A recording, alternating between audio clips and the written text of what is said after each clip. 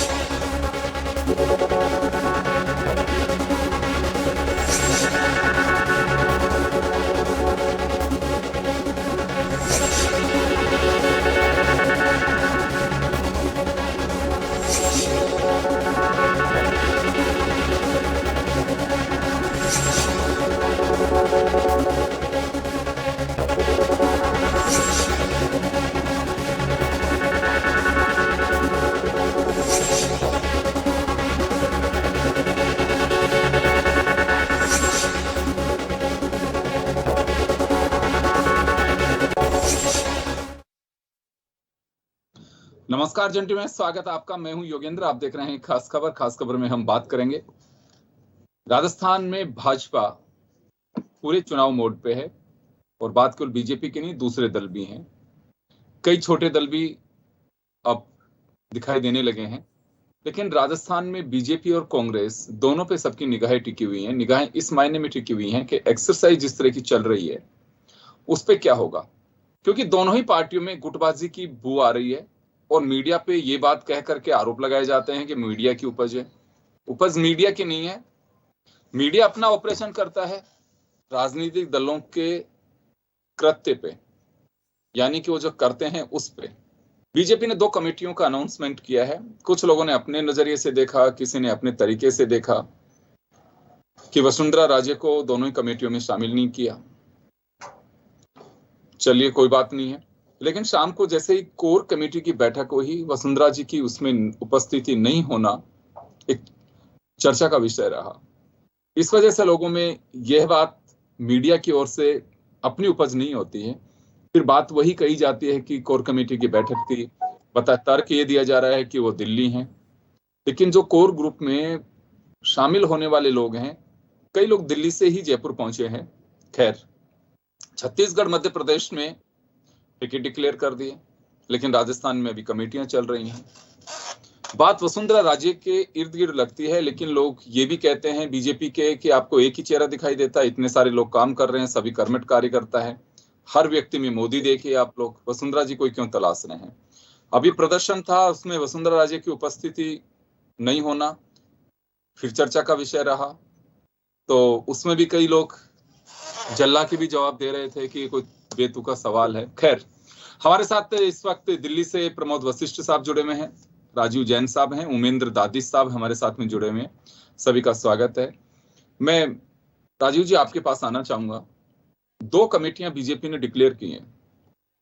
एक मैनिफेस्टो के लिए, हालांकि संकल्प पत्र है, आजकल अपने अपने तरीके से लोग दे देते हैं उसको, क्योंकि वो संवैधानिक बाधा तो है नहीं। अगर आप किसी तरह का कोई पत्र या मैनिफेस्टो जारी भी नहीं करें तो क्या फर्क पड़ रहा हो। आपको ध्यान होगा कि उत्तर प्रदेश के कहीं के 3 चरण का चुनाव हो चुका था और मैनिफेस्टो जारी नहीं हुआ था बीजेपी ने, कांग्रेस ने भी नहीं किया था। तो क्या लगता है कि इसमें कहीं कोई गुटबाजी की बू आती है जो कमेटियां बनी है उसमें भी, और कोर ग्रुप की बैठक में वसुंधरा राजे का शामिल नहीं होना? योगेंद्र जी, आपने सही मुद्दा उठाया है। इसमें जो मैं मेरे नजरिए से देखता हूँ कि भाजपा नई भाजपा बन रही है। मोदी अमित शाह के युग में बिल्कुल एक नई भाजपा, मतलब जो केंद्रीय नेतृत्व है भाजपा का, वो अब ये चाह रहा है कि इस तरीके के लोगों को आगे लाया जाए कि जो आने वाले 20 से 25 साल तक पार्टी के लिए काम कर सके। वसुंधरा जी में तो कोई शक नहीं है कि एक बड़ी नेता है, पूर्व मुख्यमंत्री रही है, 20-25 साल से उनका राजस्थान में अच्छा दबदबा है। लेकिन अब पार्टी कहीं ना कहीं जो संकेत अभी तक के मिल रहे हैं, जो भी निर्णय केंद्रीय नेतृत्व की तरफ से सामने आ रहे हैं, उससे लग रहा है कि उनको दरकिनार किया जा रहा है। उनको कहा जा रहा है कि आप एक मार्गदर्शक की भूमिका में रहिए। आज भी अरुण सिंह जी ने जो यहाँ कहा कि नहीं वो बड़ी नेता है, प्रचार करेंगी, और प्रदेश अध्यक्ष ने तो दूसरे रूप में कहा कि वो नहीं, वो मार्गदर्शन करेंगे और बहुत प्रचार करेंगी, सारे नेता करेंगे। तो आप और हम सब जानते हैं मार्गदर्शन करने वाले नेताओं का क्या असर होता है, वो चीजें भी हैं।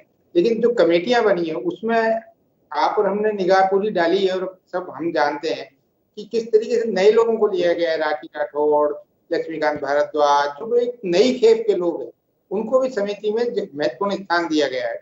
तो कहीं ना कहीं इन सब चीजों से देखने से लगता है कि पार्टी कहीं एक नई खेप को आगे लाने की उस मुहिम में लगी हुई है। और भी नेताओं सामूहिक नेतृत्व वाली बात भी कह रहे थे। क्या आप क्या पूछ रहे थे? जी, लेकिन यहाँ पे गुटबाजी का जो आरोप, अपन चले इसे गुटबाजी के तरीके से नहीं देखते हैं, उनका अपना एक ऑपरेशनल मोड है कि हम इस तरह से देखते हैं इसे।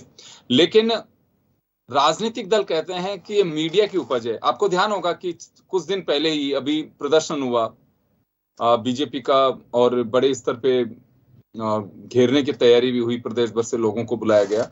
वसुंधरा जी नहीं थी, तो बीजेपी के नेता कहते हैं कितने सारे लोग थे उसमें, भीड़ में आपको एक वसुंधरा तलाश रहे हो। निश्चित रूप से पार्टी के जो और नेताओं से बात करते हैं, अंदर खाने जो पर्सनल बातचीत होती है, आपकी हमारी सबकी होती है नेताओं से, तो वो यही कहते हैं कि अपनी पार्टी अब सामूहिक नेतृत्व में बढ़ रही है।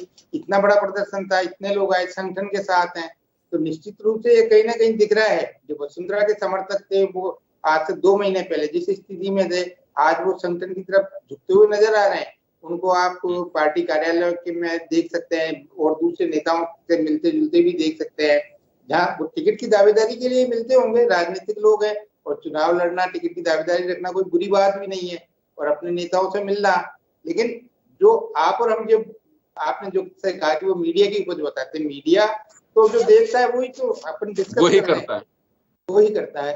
तो वो चीजें हैं, तो नेता लोग मतलब कहीं ना कहीं डाइवर्ट भी हो रहे हैं। वसुंधरा का जो मतलब जो उनके समर्थक हैं, उनमें कहीं निराशा भी होगी इस चीज को लेकर कि वो अभी तक जिनके पीछे लगे हुए थे कि शायद उनको अब कोई इतना महत्वपूर्ण स्थान पार्टी में नहीं मिले, या टिकटों की दावेदारी। आज आपने देखा होगा मध्य प्रदेश और छत्तीसगढ़ के टिकट भी डिक्लेयर कर दिए। अब राजस्थान के संदर्भ में जिस दिन बैठक होगी, जो मेरी जानकारी है, 19 सीटों के जो टिकट है वो करीब करीब फाइनल है। अगली बैठक में राजस्थान के 19 टिकट भी फाइनल हो जाएंगे। तो वो 19 टिकट ऐसी स्थिति में फाइनल हो जाएंगे जब वसुंधरा जी की कोई महत्वपूर्ण भूमिका भी नहीं होगी उसमें। तो निश्चित रूप से पार्टी एक अलग दिशा में भी बढ़ रही है, और नए लोगों को ला रही है, या नई खेप को तैयार कर रही है। तो ये पार्टी का सोच है, पार्टी का जो वर्तमान नेतृत्व है वो किस ढंग से सोच रहा है कि पार्टी को किस रूप में आगे चलाना है। तो ये उनका लुकआउट है। जहाँ तक है केंद्रीय मंत्रिमंडल में भी हम देख लें, वाजपेयी अडवाणी युग के सिर्फ एक राजनाथ सिंह जी केंद्र में मंत्री है, उसके बाद नए लोग मंत्री हैं जो आने वाले समय तक चलेंगे। और राजस्थान में भी जिस तरीके से बिल्कुल हर राजनीति हो चाहे दूसरे क्षेत्र हो, एक नई पीढ़ी को अवसर दिए जाते हैं, और ये एक समझने वाली बात होती है। लेकिन राजनीति में सबसे बड़ी बात ये होती है कि हर कोई भंवरलाल शर्मा नहीं बन सकता। जिन्होंने ये कह दिया हवा महल से जीते जीता एक कैंडिडेट, उन्होंने मना किया कि बस एक इसकी भी उम्र होनी चाहिए, मेरी कोई इच्छा नहीं है, और आपकी इच्छा हो जिसको चुनाव लड़ाई है।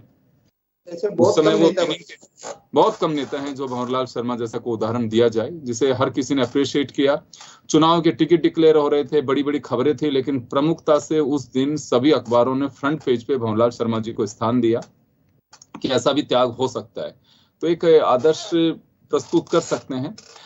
चलिए मैं प्रमोद जी आपके पास आना चाहूंगा। बीजेपी में क्या वाकई 2 समितियों से ये माना जा सकता है कि अभी जो सीनियर लीडर्स हैं, खासकर जिस पे हम गौर कर रहे हैं, वसुंधरा राजे के अवसर नहीं मिल पा रहे हैं अभी, या उनके समर्थक उन्हें निराश होने की आवश्यकता है, या ऐसी कोई बात ही नहीं है? क्या माना जाए, दिल्ली में किसी तरह की कोई चर्चा है? उनके आज कोर ग्रुप की बैठक में नहीं पहुंचना भी, दिल्ली का मुझे पता नहीं, लेकिन जयपुर में चर्चा जरूर है। देखो योगेंद्र जी, किसी भी पार्टी के लिए चुनाव से बड़ा कोई त्योहार नहीं हो सकता। ये महापर्व है किसी भी पार्टी के लिए कि चुनाव के बाद ही उनका नया समीकरण शुरू होता है। पार्टी का अपना अंदरूनी मामला भी होता है कि किसको क्या बनाएं, किससे क्या काम। लेकिन चूंकि पार्टियां जनता से सीधे जुड़ी हुई है, तो जनता में तो हलचल होना स्वाभाविक ही है। और वसुंधरा राजे जी जैसी एक बड़ी लीडर हैं, उनका जब नाम कहीं ना आएगा तो ये चर्चा जरूर होगी। लेकिन इसमें यहाँ भी आप ये भी देख लो कि किसी के लिए भी कोई पट्टा भी नहीं लिख देना चाहिए कि नए लोगों का आवागमन भी होना चाहिए कि मैं बने फिर मेरा बेटा बने फिर मेरा पोता बने। ये अच्छी परंपरा के रूप में है। भारतीय जनता पार्टी ने आज 2 समितियां, चुनाव प्रबंधन कमेटी और मैनिफेस्टो कमेटी जो घोषित की है, जिनमें उनका नाम नहीं आना चौंकाने वाली बात तो है ही। लेकिन कैंपेन कमेटी अभी आना बाकी है। कैंपेन कमेटी का जो संयोजक या अध्यक्ष होता है, माना जाता है कि पार्टी का आधिकारिक रूप से वो मुख्यमंत्री का चेहरा करे, ऐसा अब तक माना जाता है। और वैसे तो देखिए प्रमोद जी, आजकल ये भी हो गया कि कई लोगों को चेहरा कहीं से भी नहीं बनाते हैं, हाँ, और लेकिन वो चेहरा बन जाता है। बिल्कुल ऐसे उदाहरण मोदी जी ने तो दिए। आप उत्तराखंड या कई ऐसे उदाहरण देख लो कि बिल्कुल, हरियाणा है आपके बगल में। हाँ, हरियाणा देख लो, सांसदों का जो कितने बनाए हैं सारे देख लो। तो ये निश्चित रूप से एक चौंकाने वाली बात तो है ही। लेकिन मेरी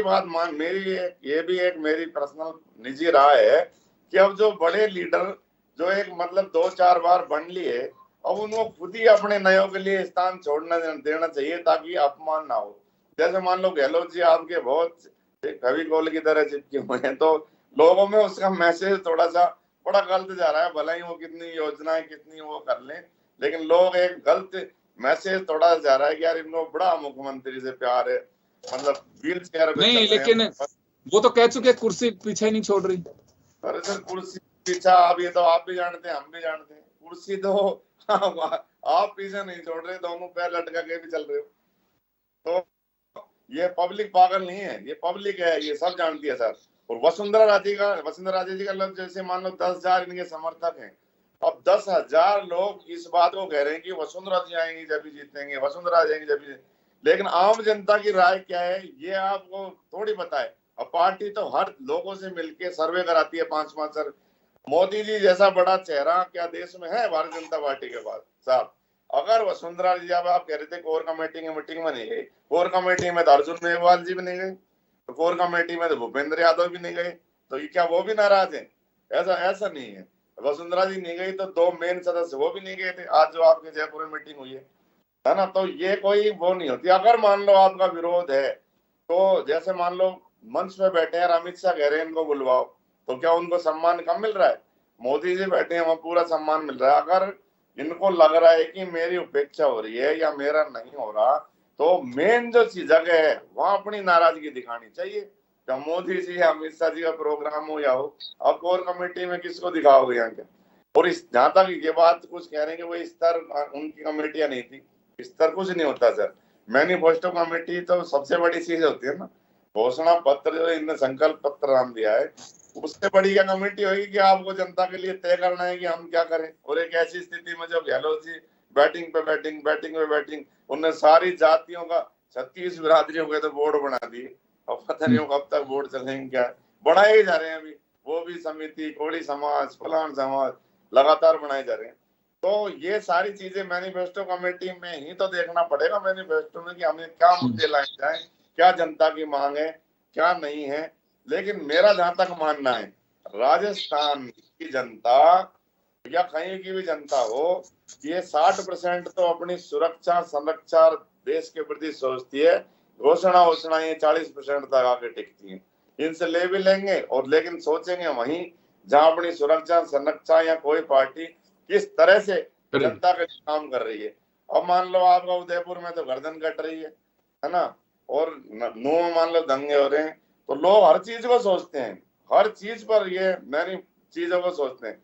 अब बड़े लीडर की जहां तक जो बात होती है, बड़े लीडर की, अब ये जो पार्टी का सबसे मतलब क्रूशियल टाइम होता है कि बहुत मतलब इससे बड़ा, चुनाव से बड़ा कोई समय नहीं होता। तो बिल्कुल निश्चित रूप से, क्योंकि लोकतांत्रिक देश में हम रहते हैं और इसे हम फेस्टिवल ऑफ डेमोक्रेसी भी कहते हैं, और निश्चित रूप से इसके सबसे बड़े उपासक जनता तो है, लेकिन राजनीतिक दल सबसे बड़े इसके पुजारी मान लीजिए, चाहिए वो मान के चलिए कि जो पुजारी परिवार के लोग हैं, जैसे होते हैं ना कई जगह पे मंदिरों में, इस टाइप से आप मान के चलिए, और ये जरूर भी है। चलिए उमेंद्र जी हमारे साथ में जुड़े। उमेंद्र जी, हर नेता, एक मिनट लूंगा सर, हर नेता ये चाहता है कि मैं मुख्यमंत्री बनूं, क्योंकि एक तो आईएएस होता है सेक्रेटरीट का और एक होता है जिले का, और सेक्रेटरीट का आईएएस का तो कई बार आप देखते हैं खुद ही फाइल लेके चल रहे हैं, उनकी कोई ज्यादा वहाँ सेक्रेटरीट में आईएएस भरे होते हैं तो कम लोगों की पूछ होती है, और जिले में जो आईएएस कलेक्टर उसका रुतबा आता है, तो हर कोई मुख्यमंत्री बनना चाहता है, इसमें भी कोई दो राय नहीं है सर। तो ये तो मुश्किल होती है, पब्लिक को तय करना है, पार्टी को तय करना है, तो कौन क्या बनेगा जी। उमेंद्र जी आपका क्या मानना? 2 समितियां बनी और मैं वो चर्चा आज उस तरह की कर रहा हूं कि जो सियासी गलियारों में चर्चाएं तैर रही हैं। 2 कमेटियां बनी, कुछ लोगों का कहना है कि वसुंधरा जी के समर्थकों को निराशा लगी है कि कमेटी में उनका नाम नहीं है, लेकिन ये प्रबंधन की कमेटी है और जो एक दूसरा संकल्प पत्र कमेटी में जिन लोगों को लिया गया है उसमें ना सीपी जोशी हैं, ना राजेंद्र राठौड़ है, ना सतीश पूनिया है, ना अरुण सिंह है, ऐसे कोई लोग नहीं है। तो लेकिन फिर भी ये चर्चाएं क्यों तैर रही हैं? दूसरा, उनका फिर ठप्पा लगने की बात आती है कि साहब वसुंधरा जी कोर ग्रुप की बैठक में नहीं पहुंचे थे, इससे नाराजगी का ठप्पा और लगे। ऐसा लगता है आपको कि कुछ और मायने हैं इसके? देखिए योगेंद्र जी, ये पार्टी पंडित दीनदयाल उपाध्याय के विचारों पर चलने वाली पार्टी, और पंडित दीनदयाल उपाध्याय जी ने कहा था कि कोई भी व्यक्ति स्थायी रूप से कोई पद पे नहीं होता है, पद तो आते हैं जाते हैं। एक कार्यकर्ता का पद ऐसा होता है जो न कभी भूत होता है न कभी दूसरा, वो वर्तमान में रहता है हमेशा। बाकी मंत्री बनेंगे तो पूर्व होंगे, सांसद बनेंगे तो एक दिन पूर्व होना है, मुख्यमंत्री को एक दिन पूर्व होना है। बात ये आती है कि वसुंधरा जी को नहीं लेना, क्योंकि वसुंधरा जी राजस्थान की भारतीय जनता पार्टी का बहुत बड़ा चेहरा है, वो बीजेपी के राष्ट्रीय उपाध्यक्ष है, 2 बार मुख्यमंत्री रही है, नेता प्रतिपक्ष रही है, बीजेपी के अध्यक्ष की रही है राजस्थान की। तो वो क्या है कि बीजेपी की स्टार लीडर है, और स्टार प्रचारक को आवश्यक नहीं सब कमेटी में आए।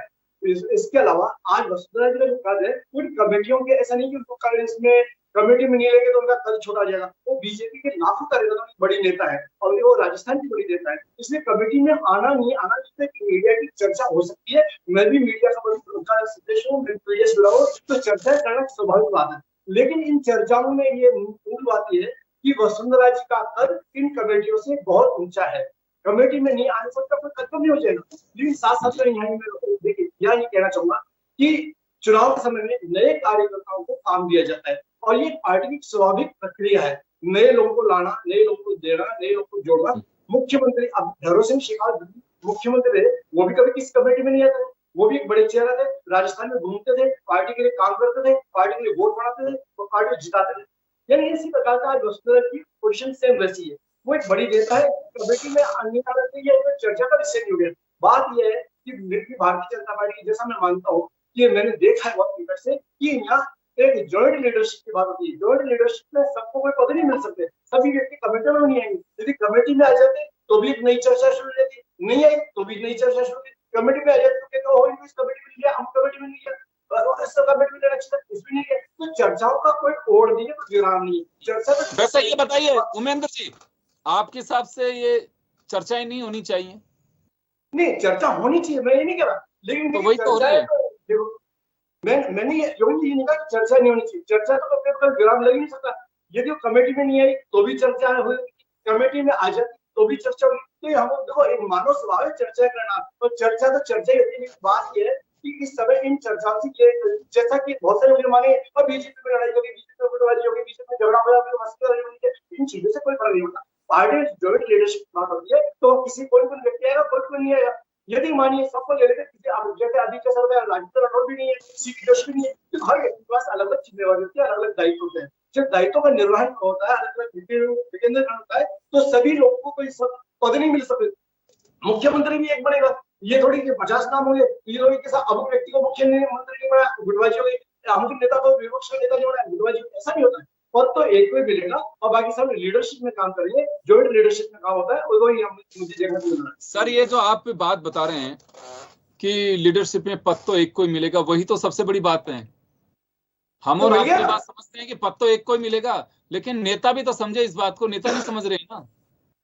नहीं, नेता समझे में जो जवानी चर्चा होती है वो नहीं समझते। नेताओं में किसी बड़े नेता का बयान आया तो वसुंधरा जी पक्ष में विपक्ष में नहीं है ना, तो नहीं है तो इसका मतलब है कि नेता तो सब समझे है, नेता लोग इस बात को जानते हैं। ये इलेक्शन मैनेजमेंट है, मैनेजमेंट का होता है किस व्यक्ति को प्रिय रखना है, किस व्यक्ति को चुनाव में घुमाना है, किस व्यक्ति को चेहरा दिखा के वोट ले रहे, किस व्यक्ति को क्या दायित्व है। अभी चुनाव बहुत समय संख्या बढ़ेगी, बहुत से काम होंगे, हर व्यक्ति की चुनाव में उपयोगिता होती है। तो वसुंधरा जी की चुनाव तो होने, उमेंद्र जी चुनाव तो होने ही है, क्योंकि चर्चाओं का बाजार गर्म उससे भी हो गया है कि जब छत्तीसगढ़ मध्य प्रदेश में लिस्ट जारी हो जाती है, यहाँ लिस्ट जारी नहीं होती है, तो फिर ये आता है कि बीजेपी जिसमें ये चलता है कि सब कुछ नॉर्मल है, ये सब कुछ जो चर्चाएं होती है सब कांग्रेस में होती हैं, यहाँ नहीं होती हैं, तो चर्चा कोई भी करेगा, आप और मैं नहीं। जब समाचार पत्रों में देखेंगे कि मध्य प्रदेश और छत्तीसगढ़ में लिस्ट आउट हो गई और बीजेपी में नहीं हो पा रही, तो इसका मतलब ये होता है कि कोई ना कोई अड़चन है, कोई ना कोई चक्कर है।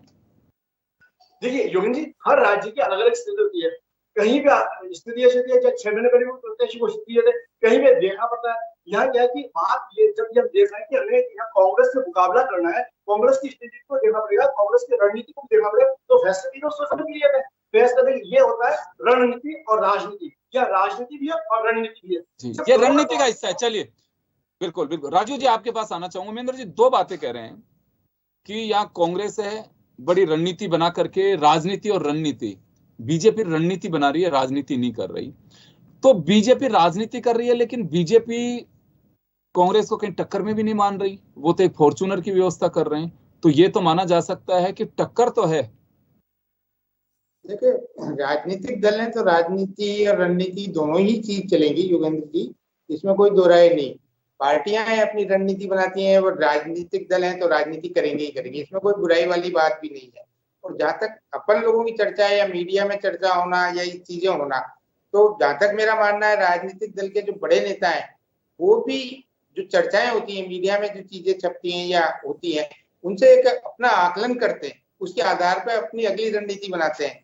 वो जो समितियां बनी, इसमें वसुंधरा जी, आज अरुण सिंह जी का मेरी बात भी हुई थी, तो उन्होंने कहा कि इसमें कोई जरूरी नहीं है वो प्रदेश अध्यक्ष रहे, प्रतिपक्ष के नेता रहे, वो आ सकते हैं इन कमेटियों की बैठकों में।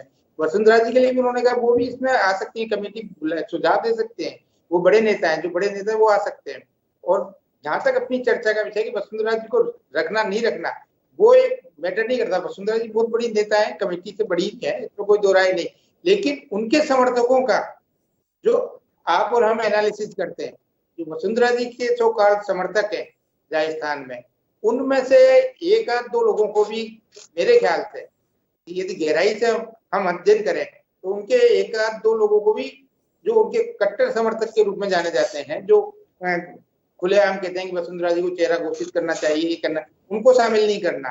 तो चर्चा तो इस चीज को लेकर है ज्यादा, बड़े नेताओं को शामिल किया वो नहीं किया वो एक अलग चीज है। राजू जी एक चीज और, कमेटियां और बनेगी, जैसे अरुण सिंह ने आज बताया कि क्या कमेटी तो बनाई गई है, कमेटी पे कुछ कहना चाहेंगे कुछ चेहरों को लेके? चेहरे तो ठीक है, वो पार्टी का अपना निर्णय है कि वो किसको बनाती है किसको नहीं बनाती। उसमें आपने और हमने दोनों कमेटियों में देखा कि काफी नए लोगों को और अनुभवी लोगों को भी लिया। जैसे संकल्प समिति जो बनाई है, जो मैनिफेस्टो तैयार करेगी, उसमें अर्जुन मेघवाल केंद्रीय मंत्री, उनको संयोजक बनाया है, उसमें घनश्याम तिवारी जी को लिया है, आप किरोड़ीलाल मीणा जी को लिया है राज्यसभा। ये अनुभवी लोग भी हैं और नए लोग भी हैं। आप बिल्कुल देखें तो बड़े एक अपूर्वी सिंह, 2-3 नाम ऐसे मैंने देखे उसमें, लक्ष्मीकांत भारद्वाज और ये राखी राठौड़, ये सब एक नए लोग, नई खेप के लोग हैं, इनको भी शामिल किया गया है। तो मतलब जो एक राजनीतिक दल कहते हैं कि साहब अनुभव और युवाओं को दोनों को समायोजित करके बैठने की कोशिश की है। इन दोनों कमेटियों को मतलब ढंग से हम देखें, उसका अध्ययन करें, और जो यहाँ चेहरे हैं जो आपके हमारे पास आते हैं या हम संपर्क करते हैं, तो वो इस तरीके के लोगों को शामिल किया है।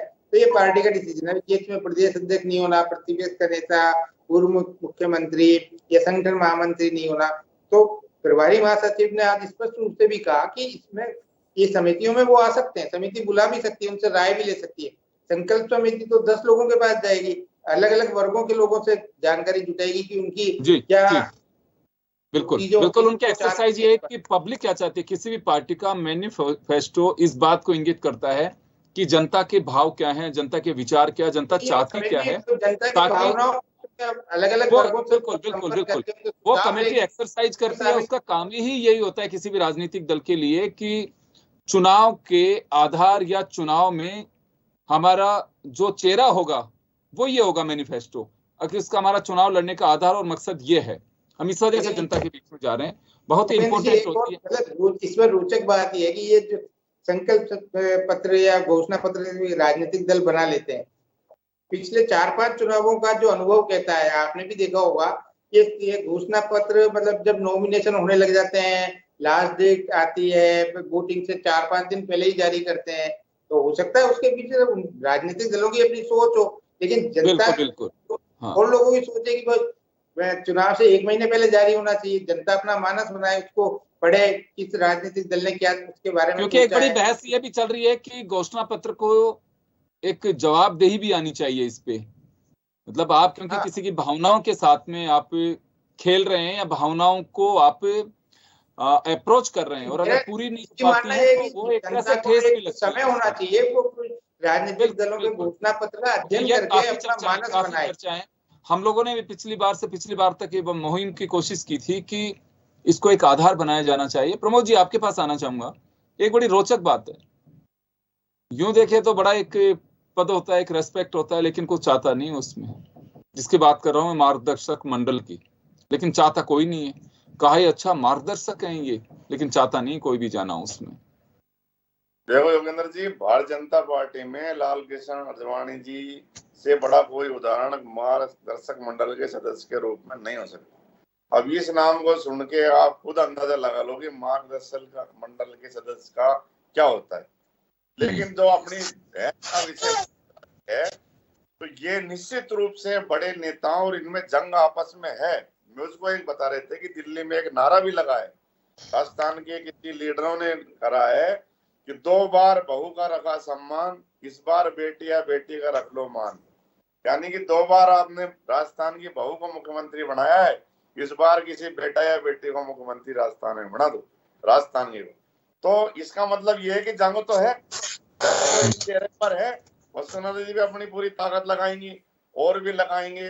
अब कमेटियों में नहीं लेके, अभी जो भाई साहब बोल रहे थे कि उनका एक समर्थक भी नहीं है कमेटियों में, आप देखिए, आप गहराई से पढ़िए, मैं भी इसको पढ़ा है, वास्तव में नहीं है समर्थक उनके। और ये बात उठी भी है, ये बात उठ भी रही है। तो समर्थकों को भी नहीं लेना, उनको दरकिनार करना। मैनिफेस्टो कमेटी से बड़ी क्या कमेटी होगी जिसमें भी नहीं लेना। अब कैंपेन कमेटी का जो इंतजार कर रहे हैं, देख वो भी अभी सामने सारे नए बाल कितने सामने आ जाएंगे पूरे। लेकिन इसमें कोई दो राय नहीं है कि वसुंधरा जी के चेहरों को लेकर एक बड़ा मुकाबला यहाँ के लीडरों के बीच में चल निकला है, सीएम पद को लेकर चल निकला है। कोई भी इसी तरह को नहीं चाह रहे कि ये एक मजबूत हो या एक बार फिर ये सीएम बन जाए। लेकिन वो भी अपने हथकंडे अपनाएंगे, तरकस के तीर तो हर कोई चलाता है। तो देखते हैं आगे क्या होता है। लेकिन फिलहाल ये जंग कोई कम नहीं है भारतीय जनता पार्टी में। इसको हम ये कह दें कि भाई कोई छोटा मोटा इश्यू है, ये बहुत महत्वपूर्ण और बड़ा इश्यू है। जिस तरह से राजस्थान में गहलोत जी का मामला चला था, ये तो भारतीय जनता पार्टी में ये भी कोई कम इश्यू नहीं है, क्योंकि लीडर इस साल में, अब आप देखिए कि मेघवाल जी कोई कम लीडर है क्या? कानून मंत्री, मैनिफेस्टो कमेटी के चेयरमैन है राजस्थान के, देश के कानून मंत्री। देखो वैसे इसमें मैं ये नहीं कहता, सब पार्टी के जुड़े हुए लोग हैं जिनको भी मैनिफेस्टो कमेटी में लिया है। लेकिन एक तरह से ये माना जाता है कि इन लोगों पर वसुंधरा राजे का वर्चस्व रहा है। राजीव जी, आप लोगों को भी ध्यान होगा, अभी जैसे इसमें जो कमेटी है प्रभुलाल सैनी को लेकर के माना जाता है कि वसुंधरा गुट के हैं वो। उसके अलावा और भी कुछ लोग हैं, जैसे ममता शर्मा हैं, उनको लेकर के आए थे। ममता शर्मा भी इसमें कमेटी में शामिल की गई हैं। तो कुछ ऐसे नाम हैं जिनको लेकर के ये माना जा सकता है कि वसुंधरा के करीबी लोग हैं। एकदम से खारिज करना मुझे लगता है कि अभी गलत करने वाली बात नहीं है ये। वर्तमान में कौन कहाँ है ये बात होती है, पहले कौन कहाँ था वो छोड़ो, वर्तमान में जी। कौन कहाँ है। प्रभुलाल जी ने पाला पलट लिया है योगेंद्र जी, आपकी जानकारी के लिए बता दूं मैं, नहीं पलट लिया है, काफी समय से मतलब संगठन के साथ आ गए हैं। हाँ जी। देखिए, मैं आप लोगों से कहलवाना चाह रहा था ये, इसमें कोई डाउट नहीं। बीजेपी में आपने स्टार्टिंग में कहा कि बीजेपी का एक दौर बदल गया है।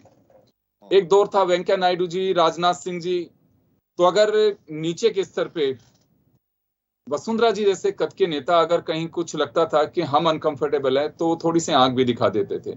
लेकिन अभी दौर बदल गया बीजेपी का। आपको लगता है कि ये गुंजाइश बीजेपी में कहीं बची है? तो ऐसे में कार्यकर्ता भी ये सोच के चलता है कि ठीक, हमारी लीडरशिप का नेतृत्व ये कर रही है, लेकिन बात पार्टी की आएगी तो हम पार्टी के साथ रहेंगे। वो दौर आ गया बीजेपी में अब। वसुंधरा जी को बेटे की भी चिंता भी सताएगी सर, उनको भी तो एडजस्ट करना है ना।